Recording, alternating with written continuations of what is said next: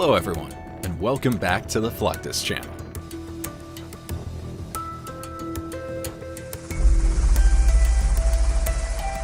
The US Navy remains the largest and most powerful navy currently operating in the world.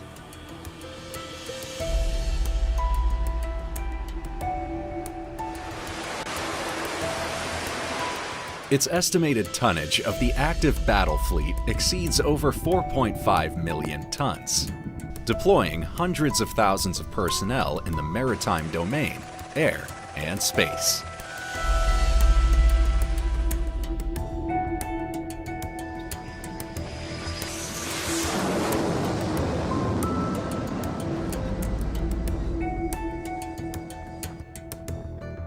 Life on an aircraft carrier is full of multiple duties throughout the day, with work shifts taking a significant part of it.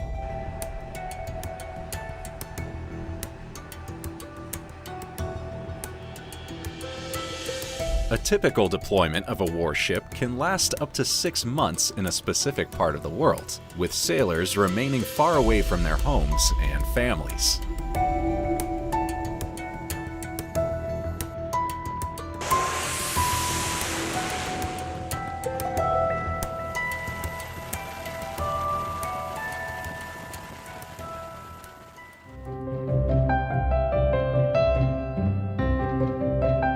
To maintain good morale and motivation of the crew while at sea,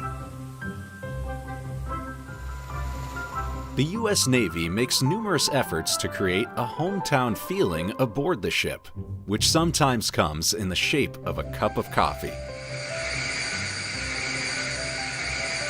Whether it's to kickstart their day or relax after a working shift, sailors get to enjoy their favorite kind of coffee drink at Starbucks, right there on the carrier.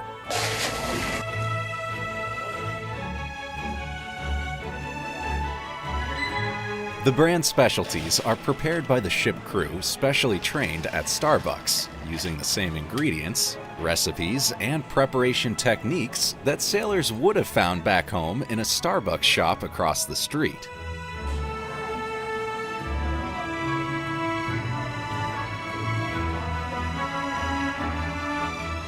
Personnel must pay for the coffee, but at a reduced price available only at sea.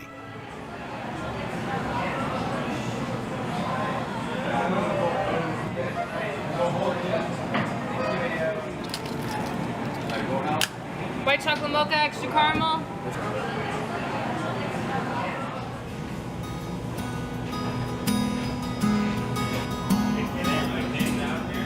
Another amenity available inside the aircraft carrier is a grocery store.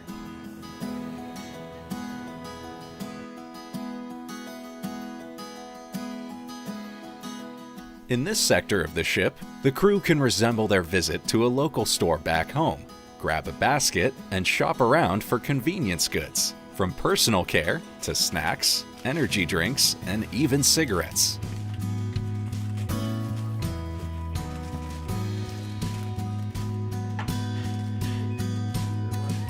Alcohol is naturally off the list.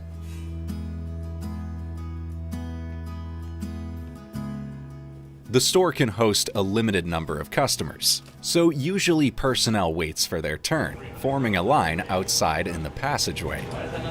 And their justification for this.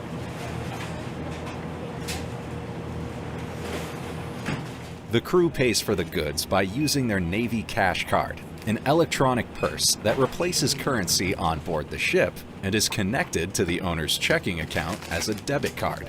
It also offers chip-to-chip transfers. All profits from Starbucks and grocery store go back towards the ship's morale, welfare, and recreation efforts.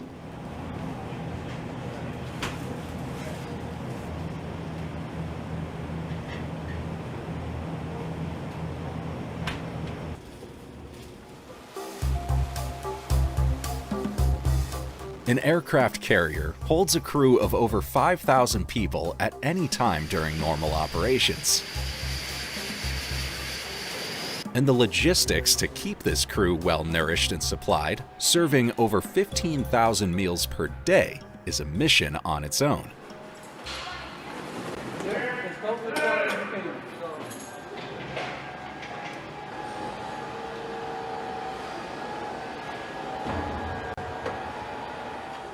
Food supplies require replenishment on a weekly basis. In addition, the ship receives other cargo like mail, spare parts, medical supplies, and heavy equipment if required.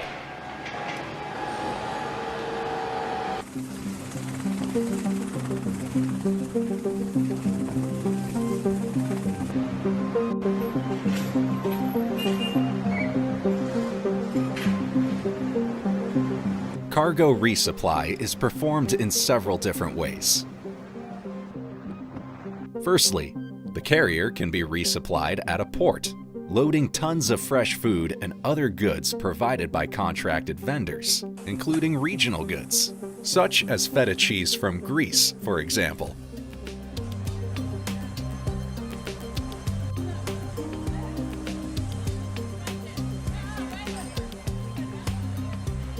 The mail is also received at a port, and the carriers equipped with X-ray scanners check that the mail is safe for the crew and only allowed items are accepted.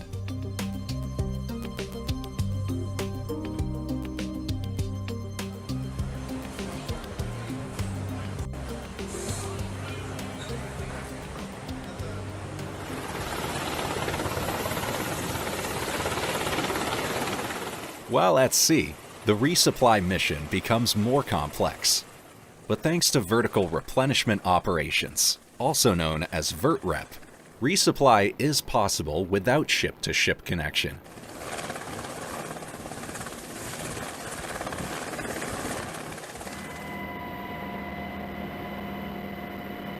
Pallets with dry cargo are transported from cargo ships to the carrier with the help of helicopters, like the Sikorsky SH-60 Seahawk.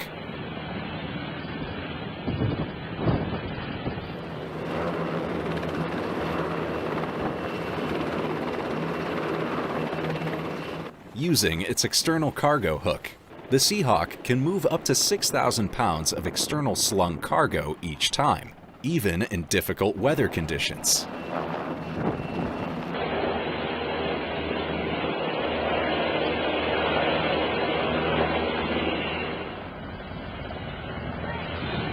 Once unloaded on the flight deck of the carrier, the pallets are transported to the elevators with the help of the carrier's forklifts.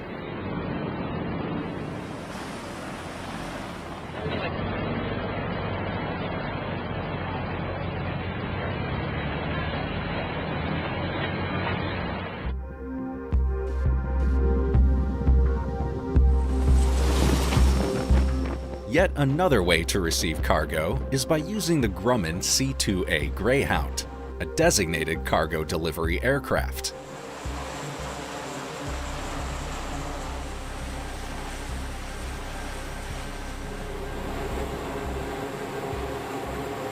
Also nicknamed as the COD, an acronym for the Carrier Onboard Delivery, the plane was introduced into service in 1966. With the specific design to perform these cargo missions from shore to the carrier and back.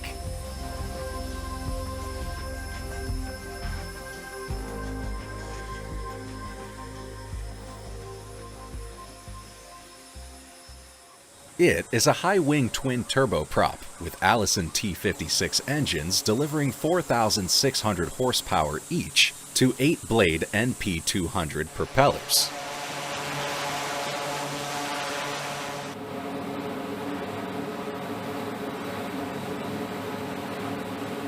It can be internally reconfigured to carry 26 passengers, 10,000 pounds of cargo, or a combination of both.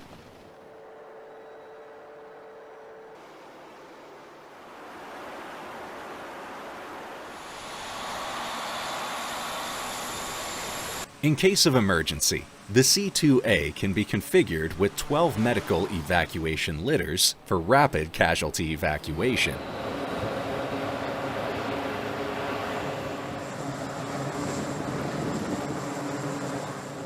The aircraft folds its wings back to park on the flight deck and is equipped with 4 vertical stabilizers of reduced dimension, allowing it to enter the hangar bay.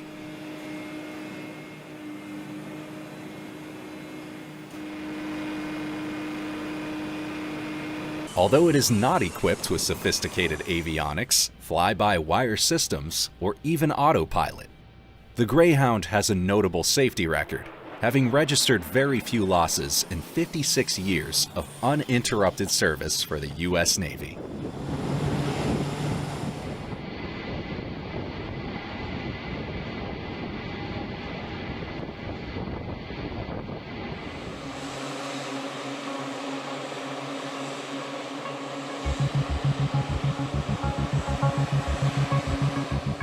The design of the C-2A Greyhound takes its roots in the Grumman E-2 Hawkeye.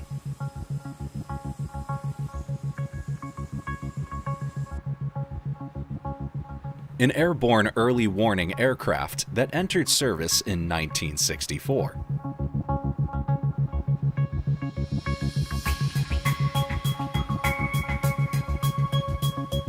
It was specifically designed to be operated from aircraft carriers.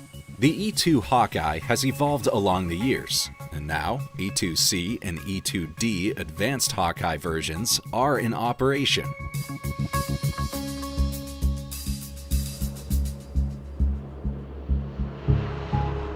The aircraft is highly distinguishable due to the massive radar antenna on top of the fuselage, used to track hundreds of targets simultaneously on the sea surface and land.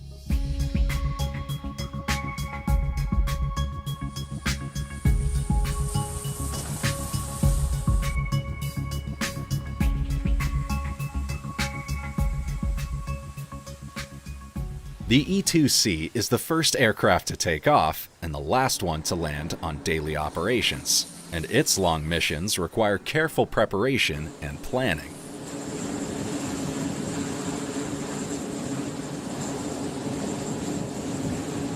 The night before the next flight, the ground crew and the planning personnel start preparations by inspecting the aircraft, replenishing systems, and mounting navigation charts.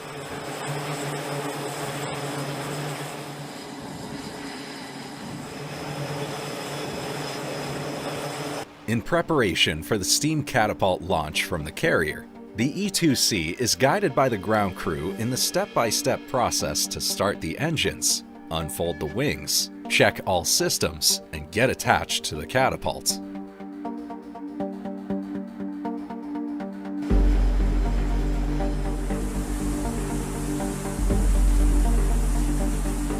For a safe landing, aircraft carriers have 3 to 4 arresting wires crossing the flight deck, and the pilot aims to trap the number 3 wire. Once engaged with the tailhook, the aircraft is stopped within the short length of the deck.